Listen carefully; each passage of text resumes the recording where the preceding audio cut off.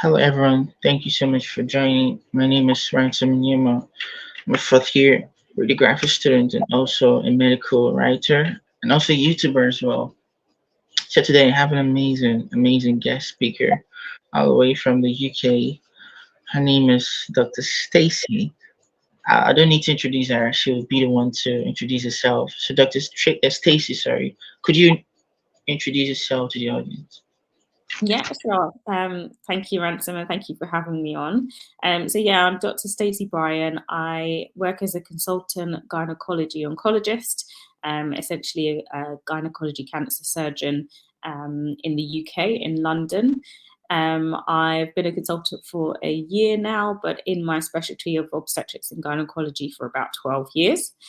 I am also the Vice Chair of the British Caribbean Doctors and Dentists Association. And this is basically a charity who works towards sort of increasing representation of Caribbean or people from Caribbean heritage in particular in medicine and dentistry. Also trying to support our members to take up more leadership roles within medicine and dentistry.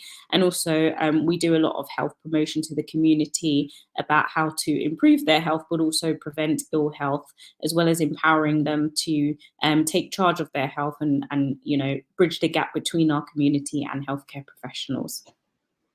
Amazing. I believe that the audience now know a little bit more about you and the works you offer to the table. So, Dr. Stacey, we have a couple of questions for you to answer. You ready? Yeah, sure, go for it. All right. So I'm looking downwards because I wrote down the questions on a piece of paper so that you guys won't be wondering why am I always looking downwards for. So the first question goes this way, Dr. Stacey. So what led you to specialize in gynecological oncology, and Mhm. how did your journey lead you to this to your current role at Imperial College Healthcare NHS Trust? Yeah. Dr. Stewart. I what led me to do gynae oncology? I think it's as I did my training, it's the subspecialty that I'd kind of warmed towards the most. I actually went into medical school thinking I'd be a GP. And then when I did my rotations, decided I didn't want to do that and possibly be a pediatrician. And then decided quickly I didn't want to do that, and then sort of fell in love with obs and gynae in general. So, delivering of babies, looking after women and children, or pregnant women essentially, throughout their pregnancy journey. And then it was when I was sort of 5 years into the training, so at ST5 level, that I was placed with the gynae-oncology team, so the cancer team. And actually, at that point, I was quite scared about doing work in gynae-oncology because I always thought that the patients were very unwell, they became very sick. And it's just it just feels a bit of a sad type of specialty. You're dealing with cancers, etc. You're breaking bad news, and I felt scared that year actually, or very apprehensive that year about doing a placement with the gynae oncology team. But actually, by within 3-4 months, I absolutely loved it. The skills that are required on all kinds of levels to deal with these types of patients are, it pushed me out of the comfort zone of, just delivering babies, doing cesarean sections, for example. And actually, I found it wasn't as scary as I thought it was. I think, a lot of us have the fear of the unknown. So something feels very big because you don't know about it, you haven't experienced it, but being in there, seeing the surgeries, assisting in the surgeries, talking to the patients, seeing how grateful they are that, they've treated their cancer. And again, as a surgical specialty, that is the idea behind it, that actually it's not all doom and gloom. We are operating, we are treating cancers, we are giving patients longer time to live, to be with their families, for example. So I actually found it very, very rewarding. And in terms of the journey, so during that placement, I came across somebody, one of the surgeons who I worked with, who taught me a lot surgically. And she mentioned that I had what we call a surgical handle. She thinks I'm really good at surgery. She was the one that said to me to think about going into gynae oncology. Because I hadn't at that point. and she had some contacts and said to, you know, go off and do a year at the Royal Marsden Hospital in London. And that's what I did. So I went and took some time out of training. I spent a year at the Royal Marsden Hospital working as a surgical fellow. So again, just developing more and more skills. And again, it was that pushing out of the comfort zone. It was, yes, I was learning how to do hysterectomies, but I was also watching people do operations in the upper abdomen, and bowel operations, because ovarian cancer in particular can spread to bowel. So, you know, there were other skills that I hadn't picked up yet at that point in training that I was starting to pick up and really pushing sort of the boundaries with. And again, that's what attracted me to it. And then from there, I went off to do an MD, so a Doctor of Medicine at UCL for 3 years, and then started my subspecialty training at Imperial College. So this is where, so we have your general obstetrics and gynecology training, and once you get to the level of ST6, then you apply for what we call subspecialty training. So you, as it says, you subspecialize into what you would like to go into. So I did 2.5 years in gynaecology as a subspecialist trainee, and that was at Imperial College, and that's led me to my position now as a consultant, as I said, as I've been for a year now. Amazing. That's amazing, Dr. Stacey. Your journey has been amazing, and I know that the audience are really inspired about your journey thus far. You know, following your passions. You know, and look at you right now. And so, you know, before I proceed to the next question, you made mention about working in the gyno, you know, oncology department, you know, dealing with cancerous patients as well. So I'm kind of curious, right? Mm-hmm. You know, the works you offer to the table is it the same thing? Do you guys work in accordance with radiation therapists as well? Oh, yes, yes, yes. So again, the other thing that I liked about gynaecology as a specialty is that we operate quite multidisciplinary, what we call MDTs, and every decision, every patient we see, we operate on, give chemotherapy to, etc., all go through what we call the MDT. And in that group would be surgeons, oncologists, so radiation oncologists,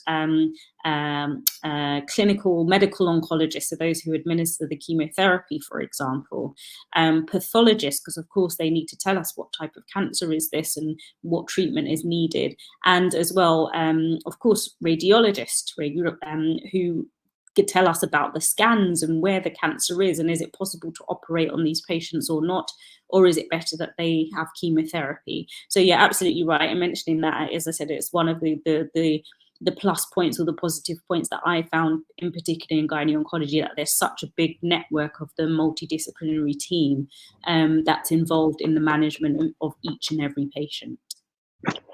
It's amazing that your department is a platform where you work with other varieties of healthcare professionals in different specialties. You know, because I'm studying radiography, and you know there are branches in radiography. You know, like you mentioned about radiation oncologists and radiation therapists, and you know medical oncologists. They also deal with cancerous patients as well. So that draws us to that phenomenon that comes up.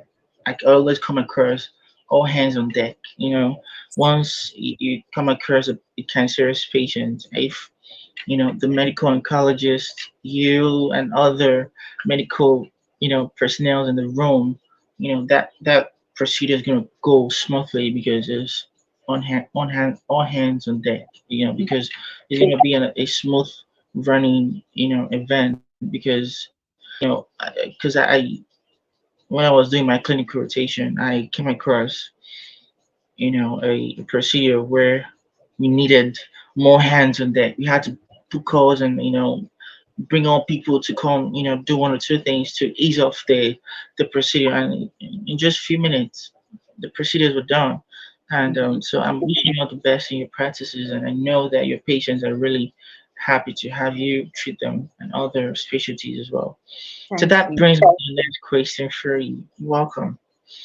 So can you name some of the most important advances in gynecology oncology that have impacted patient care in recent years? Talk us through. Yeah, um, there are a few. Obviously, speaking from there are a few in terms of from the surgical side, and there are a few from the medical oncology, radiation oncology side as well. Just briefly to touch on the radiation oncology, medical oncology, we know that sort of radiotherapy techniques, fields, machines are better at sort of targeting cancers, for example. So if someone has a cancer in a specific area which may not be amenable to surgery, the radiation, they can plan it in such specific and precise ways, such that radiation is delivered precisely to that cancer cell with limited amount of side effects to the rest of the organs, for example. In the medical oncology side of things, we have things like with the advance of genetics and genetic testing of tumors, we can now sort of tailor the treatment, so the chemotherapy treatment, or we now call it systemic treatment because it's not always chemotherapy. It could be immunotherapy, for example, so manipulating blood cells into attacking cancer cells. So, you know, those are big advances that we've seen in the management of treatment of cancers, particularly ovarian cancers. So not so toxic therapies, for example, that you would kind of associate with your typical chemotherapy. On the surgical side of things, we have, of course, the advent of things like the robot, so robotic surgery, which is across all specialties, really. But it helps in terms of quicker recovery for patients. They're out of hospital a lot quicker. Some are even looking into where we would typically do big incisions in the abdomen, so what we call laparotomies, can now be done by robotic surgery. And again, the benefit, the patients are out of surgery a lot quicker, out of hospital, sorry, a lot quicker. There's less in the terms of needing blood transfusion, increased blood loss, infections, etc., etc. So there are a number of things and advances actually that we've seen that helps to improve patient care in gynae-oncology. Amazing, amazing. You know, these are very important advances in oncology, like you mentioned, you know, which has really impacted, you know, patient care in recent years. And I believe that the audience are really enlightened based on that. And it's amazing that all these recent advancements are really impacting patient care, you know, in a very right way in the recent ways. So, do you think, before we proceed to the next question, do you think all those recent advancements in gynecology and oncology departments has an adverse effect on the patient care in recent years? Do I think it has? Yeah, does it have a side effect on the patient, regardless of the good side of the amazing technologies used in the gynecology oncology department? Do these amazing advances technology have a side effect on the patient as well? Yeah, I mean, largely everything's sort of moving things forward and progressing care forward. Although some patients may be apprehensive, I would say is the best word, at new drugs in particular that may be coming out, that may have been in studies. Some may be a bit, you know, they say, well, a certain drug has been used before and it works. Why would I want to try something else? And yes, some of these drugs do have more side effects than the others. So you may, sometimes you see some of that, not all the time, but sometimes you do see some of that, some apprehension basically. But a lot of the work and the advances are to do with, as I said, improving patient care and limiting the amount of side effects and sort of moving on from what we already know. Okay, all right. Amazing, amazing. Thank you so much for clarifying that for us, Dr. Stacey. So that brings me to the next question for you. Okay, it sounds intriguing, but I know you're ready for it. Okay, so how does your role as, you know, the vice president of the British Association of Caribbean Doctors and Dentists affect your approach to healthcare and medical education? Talk us there. It's been really enlightening, actually. As I mentioned, part of the work that we do is a lot of kind of outreach, health promotion, so to community groups, to church groups, for example, to young people. And we've given talks from things like screening. Obviously, I'm into sort of cancer. My interest is cancer. So I've personally given talks about the cancer screening programs that are available in the NHS, the importance of attending cervical cancer screening, for example. But also we give talks about, high blood pressure, diabetes, all these things that affect our community, and trying to keep it holistic in terms of inviting along nutritionists, dietitians that can try and advise us on what culturally appropriate foods that we can use, and how to portion them out, and which limits the risks of developing these types of issues. And actually what it's led me to see is that there is a lot that people, I don't think it's fair to say don't know, maybe misunderstand or not aware of. And I think it's easy for us that are in the profession to think that people know, to assume that people know because we know. And we think it's some of, the most basic things, but actually it's not to other people, maybe to older people who don't necessarily have access to, or not tech savvy and having access to internet videos, all these things that maybe younger people get their information from. But also misinformation in those same platforms as well. So the difficulties fighting that. And then of course there's cultural beliefs, religious beliefs, etc., that people within different communities and groups stick together, the people that they trust, so they believe that this is what is said. Or people have gone through bad experiences, unfortunately, with medical professionals or in the medical field, and again, it's clouded another person's experience. So there's a lot of that I've realised is out there, and that we're fighting against, and it helps me as a doctor in my day-to-day practice when I'm seeing patients in clinic to kind of remember that. So I do find times where I'm explaining surgery, for example, you can see a glaze over the patient's face, and it's that cue of, okay, this level's a bit too high. I need to simplify this. I'm talking in a way that I understand, but need to recognize that my patient doesn't understand this. So it's about simplifying what you say. And also, as I say, just being, because obviously I see different cultures as well in being in London. And it's being sensitive to those cultures, and as I said, those beliefs, the cultural beliefs, the religious beliefs, and trying to present things in a way that's sensitive and respectful of that. So certainly the work that I do with BCDD definitely has helped me to kind of, I hope, be a better clinician in terms of interactions with my patients as well.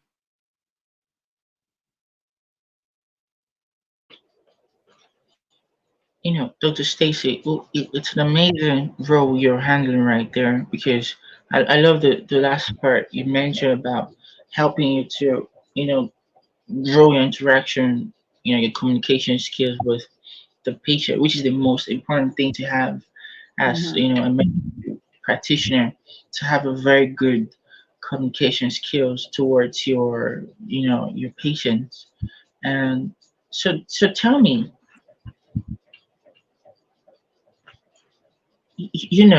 that there are challenges as well, you face as, medical personnel in the UK. So could you tell us, what are the common challenges you face, in terms of integrating the latest research into clinical practice, and how do you address them? Talk us through. Yeah, the biggest thing is money. So we know that the NHS is in a deficit. We're already trying to cut down on spending or waste, should I say, in different areas. So the biggest thing is money. Yes, there are loads of money. There's loads of money going into research. Certainly, again, cancer field, the cancer research and everything that I've mentioned about advances in medical oncology in particular. So a lot of money goes into that research, but as you say, translating that research and the positive findings of that research into NHS work can be quite difficult because of the funding issues, the money issues. It's hard to think that that's the case, but unfortunately, you know, that is the case, unfortunately. And even if something is accepted or can be funded, or it actually takes a while to be implemented, and I'm talking sort of months to years even from, you know, a paper being released at a conference saying this is how things should be done, to actually, you know, most of the units in the UK taking up that particular way of treating a particular illness. So I think those are the sort of the main barriers. Again, I touched a little bit upon some patient apprehension. Sometimes some patients aren't, particularly older patients, don't necessarily want to try something that's new or different for whatever various beliefs. But again, that's the small number. The main challenge, as I say, is the funding and the money, and being able to translate what we see, all the good things we see in research, to actual clinical practice. That's true. You know, that's absolutely true. You know, the funding is really the major problem in terms of, you know, integrating the latest researches into clinical practice, you know, and also addressing them. You know, funding is really very a major issue. And thank you so much for pointing us out, you know, pointing that out, you know, and I believe that the audience are really adherent to that now. They not know. I should believe that the audience now know the common challenges, you know, you face, you know, in terms of integrating the latest researches into clinical practice, and how you address them in terms of your working specialty in gynecology and oncology as well. So, and before we proceed to the next question, what do you think in terms of your country right now? Do you think that the government is really working towards, you know, raising enough funding based on that? It's a tricky question, because obviously, you know, we've had change of government recently, but also there are issues across society as a whole. So it's difficult, obviously, not being in those positions to say, oh, they're not doing enough, etc. Of course, we're in the NHS. We keep asking for more cash towards the NHS or more help within the NHS, but also we have to appreciate there are wider society issues as well, which of course needs to be addressed also, which you could argue may feed into you know, the NHS and the need for the NHS or not. Crime, for example, health issues, etc. You know, so it's a tough job for the government and for the politicians to be, I'm sure, to be able to do that. But of course, we will always try and champion raising funds for the NHS and diversion of funds into the NHS. Yeah. Okay. All right. Wishing them all the best to, you know, implement those necessary, you know, fundings for the NHS to proceed with all these amazing researches into clinical practice in order to increase the wellness and the lifestyle of the patient as well. So, you know, this is just for the patient to, you know, live well, live healthy, you know, live amazingly well. So, so the Exactly. patient, yeah, absolutely, absolutely. So we have two more questions for you to go, and the second to last question for you is, as a clinical lecturer, because I know you're a lecturer, you know, so what are the main areas you focus on when teaching medical students, you know, that are younger professionals in your field? Talk us there. Yeah. So a lot of the teaching that I do, obviously, again, is around cancer, and I like to focus more on, you know, prevention rather than jumping as a student, rather than jumping into, you know, the big technologies, the big surgeries, etc. that we do. I think it's important as a student just to understand basics. And again, I guess going back to what I was saying about when we're even talking to the community, just stripping things right down to basics, really. And it's about, it's not just about the disease and all the biology, etc. behind it, which is also important. But, it's about asking your patient the right questions when you come to take a history from a patient. For example, and knowing how to communicate with your patient. So, for example, one of the leading signs or suspicious signs of endometrial cancer, so womb cancer, is bleeding in anyone who's gone past the menopause. That's the one that we say is the most common sign. Now, you could ask an elderly patient, do you have any bleeding? And they say no. In their mind, bleeding means heavy blood, clotting, etc. But actually, even a little bit of discharge or something that's staining the underwear is something that should be looked into. So exactly that I say to students, when you're asking patients about bleeding, be specific. So all your questions, just be very specific, because some people may not, their idea of bleeding is not the same as your idea of bleeding or any other symptom, for example. So being specific. Same with pain. What is the pain like? Can you describe the pain to me? Is it a stabbing pain? Is it a burning pain? Is it, these are sort of things that can narrow down as to where you think it may be coming from. So just being very specific. Being structured, be very structured in how you're asking questions to your patients so that you don't miss anything. But also making sure that you're focusing on what you need to and not asking questions that are not necessarily necessary, essentially. When it comes to things like examining patients, of course, all the courtesy and the asking permission, etc. But also when you're feeding back your examination findings, talk about negative findings as well as positive findings. So really just breaking things down, being very specific, being very structured is the main thing that I would say. And then you can go into things like what are the main symptoms, what are the different treatments, and then the more advanced treatments, etc. But as long as you keep things basic and have a basic understanding of that disease process, I think for me, that's a good teaching basis as well. Yeah, absolutely. I do agree. Honestly, I do agree. That also applies to medical writers as well, because I'm also a medical writer. You know, we write articles not just for the healthcare Mm-hmm. personnel that have a medical background or something. It also applies to a wider audience. It means that someone with an engineering background can come across such publication. Someone with a tech, background can come across such publication. So that's the more reason why we try to, you know, deduce all those there are so many medical jargons in medicine in general. Yeah.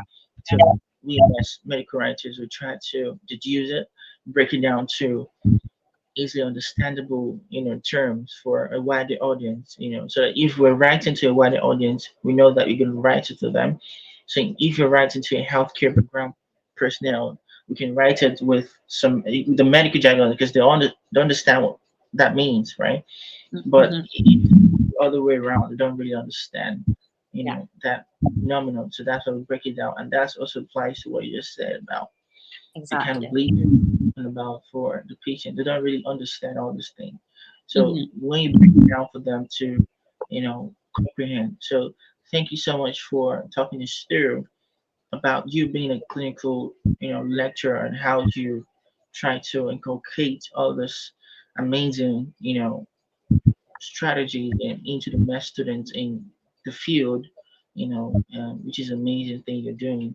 So the last question for you, Dr. Stacey, is how do you see the evolution of gynecological surgery, and what new technologies or techniques excite you the most? What do you have to say Okay. about that? Yeah, so I think I mentioned one of them already, the robotic surgery. So I should say, for the people who may be non-medics, it's not necessarily that the robot's doing the surgery for you, but it's best to call it robotic assisted, I should say. And with those advances, it not only, as I said, it's helpful for the patient in terms of quicker recovery, but also for the surgeon. Imagine our years of operating are many. So if you have a device where you can sit at quite comfortable, your arms are in awkward positions, you can comfortably operate for a long period of time, then of course that's the best thing in terms of surgeon longevity as well. We have kind of other advances like when for cancer of the womb in particular, or cancer of the vulva. These are cancers that particularly can spread to the lymph nodes, which are little glands that follow the vessels, basically the blood vessels. And as part of our surgery, we often remove these lymph nodes. But the issue with removing these lymph nodes is that the fluid can collect in the legs of a patient and cause what we call lymphedema, so collection of lymph fluid in the legs. And when it does collect, it's very difficult to reverse. And it's quite troublesome for the patient. The legs are always heavy, they find it difficult to walk, etc. So something that's a new technique or new advancement is what we call sentinel lymph nodes, and we often may hear of this in the treatment of breast cancers, where they inject a dye and they look at the first lymph node that the dye is going to, so that it almost traces where a cancer or a tumor will go to. And instead of removing all of the lymph nodes, what we do is remove that simple node or that sentinel lymph node, and it means there's less risk of your patients having this collection of lymphatic fluid and then developing lymphedema. So again, all the surgical advances is about doing as little as possible in some cases to reduce the risks for other patients or the comorbidities after the surgery for the patient. So of course they can get on and carry on in their lives with not too much of an impact. So I think what's the exciting thing, as I said, is, you know, things like the robot and things like doing more minimal access or minimally invasive type surgeries with the same outcomes, basically. Amazing, amazing. Well, hey, Dr. Stacey, you've been a top-notch guest speaker thus far, and I believe that the audience are really enlightened based on your narrative you pulled out to these intriguing questions, and we've come to the last session of the episode. So before we wrap up the session, Dr. Stacey, what are your last words for the audience? I would just say to everyone, what I was going to say in my journey as well is just think about the importance of mentors, just in whatever you do, whatever stage you are, whether you are, as you say, a medical writer, whether you're a student, whether you're in the medical field or not, whatever field you're in, just to try and seek out mentors, because there are many mentors, people that I've met along the way that have helped me get to the position that I'm in right now. Obviously, yes, there's hard work, but there are, you know, people out there who are willing to help you as well. And likewise, when you get to certain positions, remember other people too. And remember to try and give back and be mentors to others as well. So the final word for me is remember the importance of mentors. Go and find a mentor if you haven't found one. And yeah, and just reach out and network with others. Amazing. So we come to the last session of the episode. If you love this content, do it too. Subscribe, like, and share to your network, and hopefully someone in your network will really adore this video. Thank you, everyone. Thank you, Dr. Stacey. No problem. Thank you so much.